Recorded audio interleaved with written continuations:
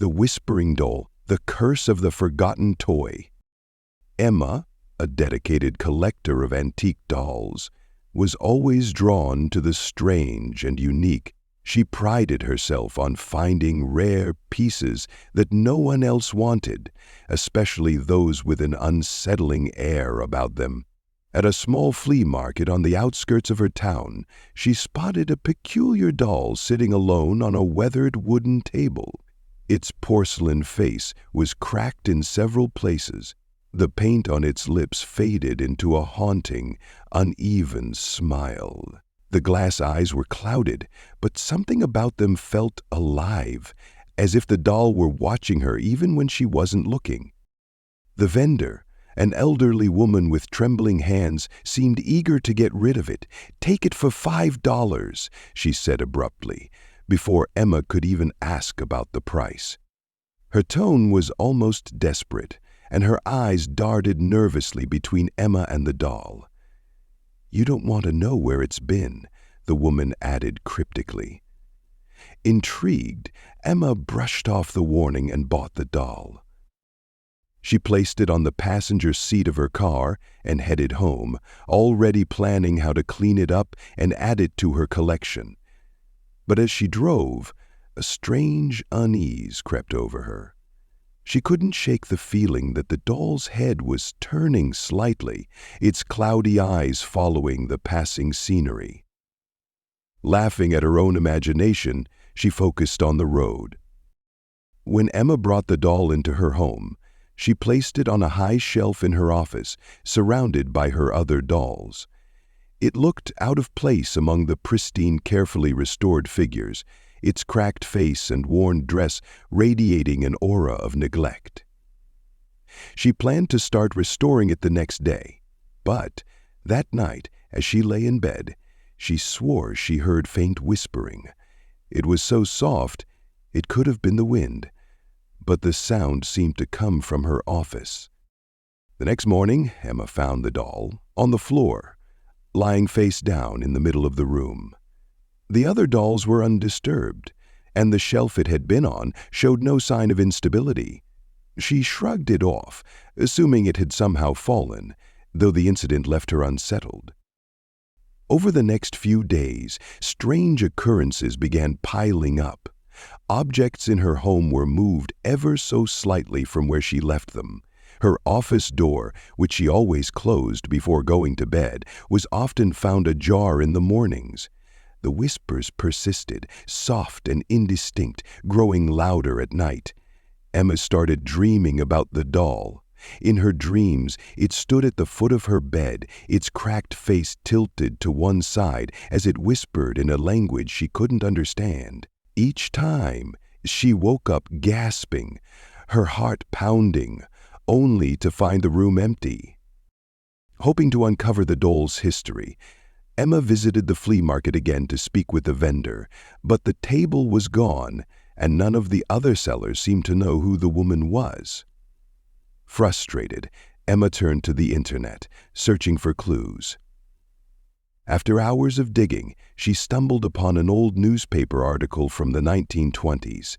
It detailed the disappearance of a girl named Abigail Harper, whose grieving parents claimed her spirit had attached itself to her favorite doll.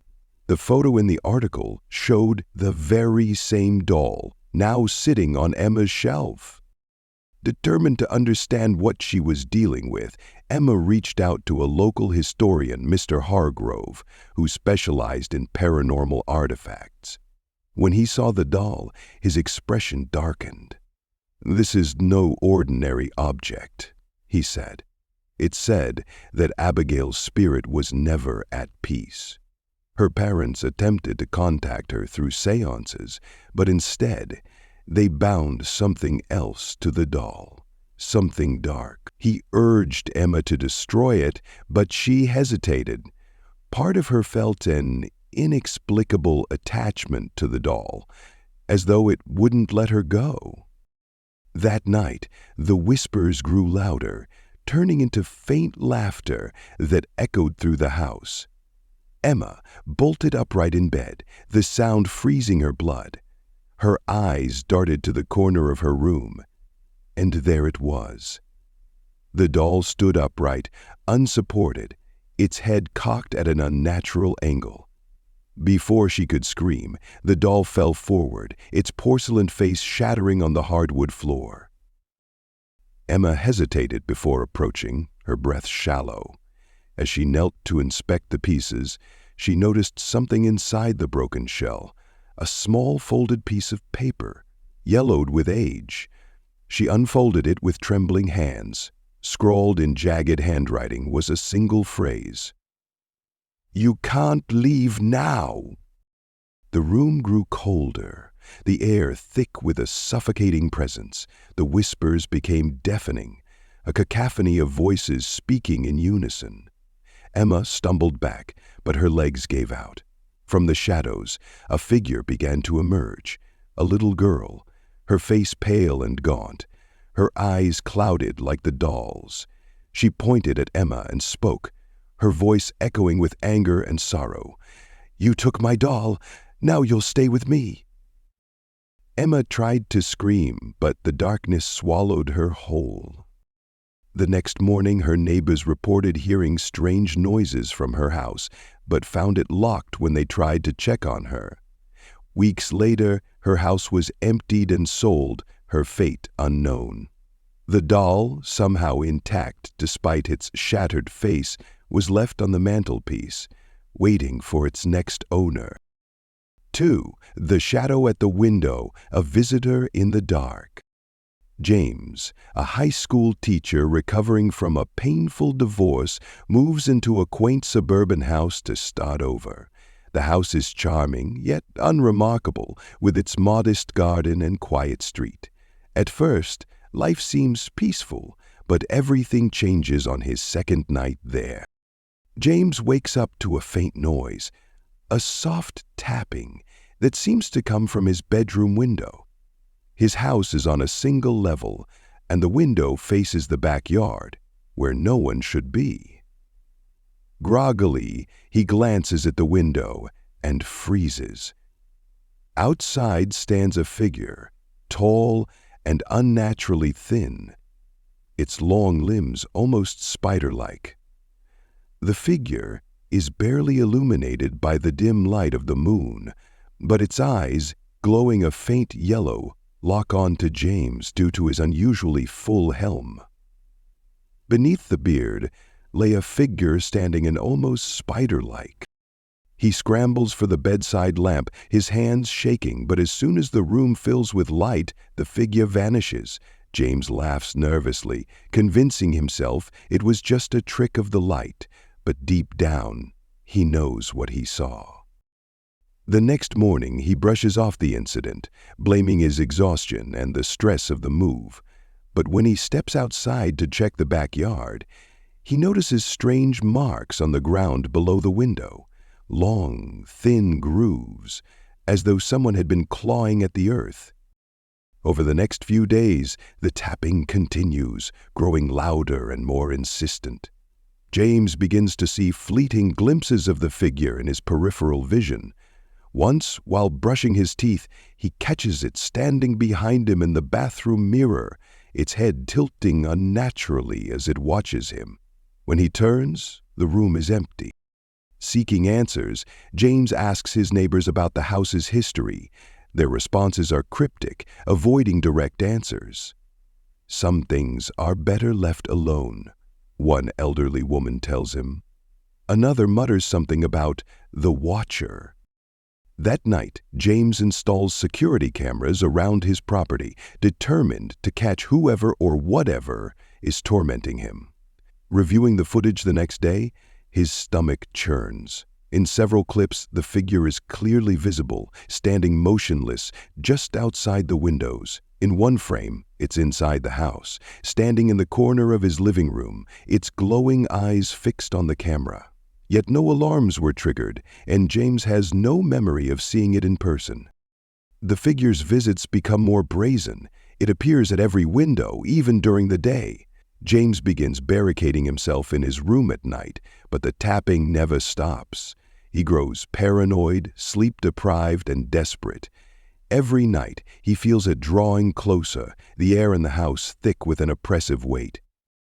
The story reaches its climax one stormy night. Thunder shakes the house, and the tapping grows frantic, echoing through every window. James huddles in his bedroom, clutching a kitchen knife, when the lights flicker and go out. In the darkness, he hears the slow creak of his bedroom door opening. The figure steps inside, its glowing eyes the only light in the pitch-black room. James's screams are muffled as the creature lunges at him, its long arms stretching impossibly wide. The next morning, the house is silent. The neighbors notice James hasn't left for work and call the police. Inside, they find the house untouched, the windows unbroken, and no sign of a struggle. The only trace of James is his phone, left on the nightstand, with a single blurry photo of the creature standing at the foot of his bed. The house is sold again months later. The new owner marvels at its charm, unaware of the watcher patiently waiting for its next victim. 3. The Endless Train, A Journey to Nowhere. A group of friends, Mia, Jason, Clara, and Tom, decide to take an overnight train ride through the countryside as a fun, budget-friendly getaway. The train is an old model, charming in its vintage decor, with velvet seats, golden lamps, and wooden panels. As the train begins to move, the friends settle into their compartment, laughing and taking photos, excited for the weekend ahead. But as the hours pass, they notice something strange. The train doesn't seem to stop. Fields and forests blur past the windows, but there are no stations, no signs of civilization. When Jason asks the conductor when they'll reach their destination, the man frowns. "This train doesn't stop," he says simply, before walking away.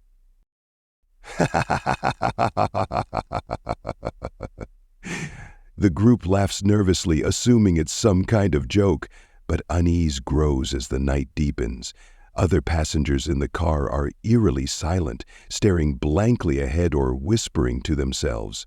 When Mia tries to strike up a conversation with a woman across the aisle, she doesn't respond, her gaze fixed on the window. As the friends explore the train, the corridors seem to stretch on endlessly, looping back to the same point. The windows reveal only darkness, as though the train is traveling through a void. Clara begins to panic, insisting that they try pulling the emergency brake, but the handle doesn't budge. Jason attempts to open a door between cars, but it's locked tight. One by one, strange things begin happening. Mia vanishes while heading to the restroom, her belongings left behind. Her friends search for her, calling her name, but no one responds. Instead, they hear whispers coming from the passenger cars, soft, beckoning voices calling them forward. Jason and Tom discover an empty car with rows of seats, each bearing a brass nameplate. To their horror, the nameplates match their own names, as if the train had been expecting them. Clara screams when she sees her reflection in the window. It's not her face staring back, but something monstrous grinning malevolently. As the train barrels forward, Jason realizes the train isn't taking them to a destination, it's consuming them. The passengers are not alive. They're echoes of those who came before, trapped in an endless cycle. One by one, the friends are pulled into the darkness, their cries swallowed by the train's eternal hum. In the end, the train rolls on, its empty cars waiting for the next passengers, who will unknowingly board and vanish, becoming part of its cursed journey. 4. Beneath the Floorboards, Secrets of the Old Manor.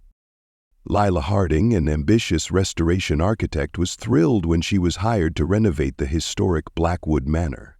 Isolated on a wind-swept hill, the manor had been abandoned for decades. Its Gothic architecture and sprawling grounds fascinated her, despite its decaying state. The house, however, carried a sinister reputation. Locals whispered about the family who had lived there generations ago, and the dark, unexplained events that led to their disappearance. On her first day, Lila explored the house, taking detailed notes and photos. The air inside was thick and stale, and every creak of the wooden floors echoed unnaturally through the empty halls. She felt an odd sense of unease, but dismissed it as part of the job.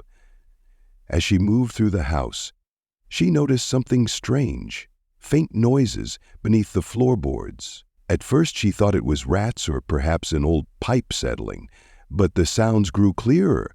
Scratching, faint whispers, and a soft tapping, as though someone were trapped below. Her curiosity piqued, Lila inspected the floorboards in the parlor, which seemed to vibrate faintly under her feet.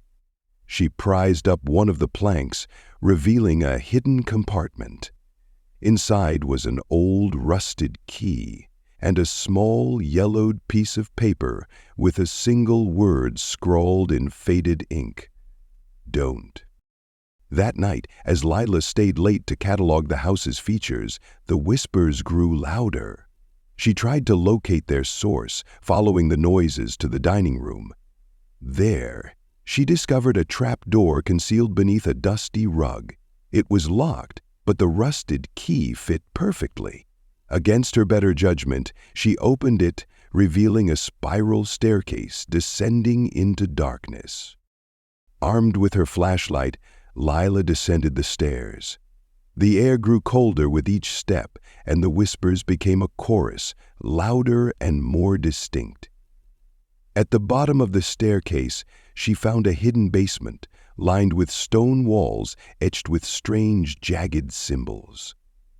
In the center of the room was a large wooden chest, wrapped in thick chains.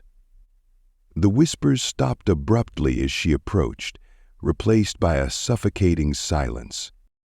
She hesitated, but the chest seemed to call to her. When she opened it, the stench of decay filled the room. Inside were bones, human bones, alongside a leather-bound book covered in dark stains. Trembling, she flipped through the pages, finding accounts of rituals performed by the manor's original owner, a man obsessed with immortality. The text detailed horrific sacrifices and spoke of a bound entity kept beneath the house to grant eternal life in exchange for blood. Before Lila could process what she'd read, the basement doors slammed shut above her. The light from her flashlight flickered, and shadows began to stretch and shift unnaturally along the walls. She tried to climb the staircase, but the steps seemed endless, as though the house itself was keeping her trapped. A voice, deep and guttural, echoed through the room. "You shouldn't have come." The shadows coalesced into a figure, its form twisting and flickering like smoke. Lila ran, her screams swallowed by the oppressive darkness. When the restoration crew arrived the next morning, there was no sign of Lila. The trap door was sealed, as though it had never been opened. Her tools and notes were scattered across the parlor, and a new symbol was etched into the floorboards. A crude image of a face, its mouth open in a silent scream. 5. The Lighthouse Keeper's Curse, a beacon of death. Elliot Greaves, a retired sailor, took the job as a temporary lighthouse keeper on Black Reef Island, a remote outpost battered by constant storms. The job was simple: keep the beacon lit to guide ships through the treacherous waters. He welcomed the solitude, eager to escape his past and the ghosts of his failures. The first few days passed uneventfully. The lighthouse was cold and damp, but Elliot found comfort in its steady rhythm. Light the beacon, maintain the machinery, log the weather. But on his fourth night, as he sat reading in the lantern room, the light began to flicker. He checked the fuel and mechanisms, finding nothing wrong. Yet the beacon dimmed briefly before flaring back to life. Looking out to sea, Elliot spotted a shipwreck he hadn't noticed before. A massive, decaying vessel jutting out from the jagged rocks below. As he stared, he thought he saw movement aboard, shadowy figures pacing the deck. He dismissed it as a trick of the light, but the image lingered in his mind. That night, Elliot awoke to the sound of knocking. It wasn't the storm battering the lighthouse. It was deliberate, rhythmic, and coming from the heavy iron door at the base of the tower. Grabbing a lantern, he descended the spiral staircase, but when he opened the door, no one was there. The knocking resumed as soon as he returned to bed, louder and more insistent. In the days that followed, Elliot began hearing voices carried on the wind, whispers that called his name. At first, they were faint, almost indistinguishable from the crashing waves, but they grew louder, pleading, accusing. His nights were filled with nightmares of drowning, of shadowy hands dragging him beneath the waves. Desperate for answers, Elliot searched the lighthouse's archives and found the journal of a previous keeper. The entries were fragmented and rambling, detailing strange occurrences, phantom ships, ghostly figures, and a warning. The light must never go out. They come with the dark. The final entry sent chills down Elliot's spine. "I couldn't keep it lit. Forgive me." That night, the beacon failed entirely. Elliot scrambled to relight it, but the machinery refused to cooperate. Peering out into the stormy sea, he saw them. Figures climbing the rocks, their eyes glowing faintly in the darkness. They were human in shape but moved unnaturally, their limbs bending at impossible angles. The figures reached the base of the lighthouse, their knocking reverberating through the walls. Elliot barricaded himself in the lantern room, desperately trying to ignite the light, but the whispers grew deafening, filling his mind with static and dread. The door to the room burst open and the figures entered, their hollow eyes locking onto him. As they closed in, Elliot's final scream was swallowed by the storm. The lighthouse was found abandoned weeks later. The beacon burned steadily, but Elliot was gone. His logbook contained only one final entry, scrawled in shaky handwriting, "I couldn't keep the light on."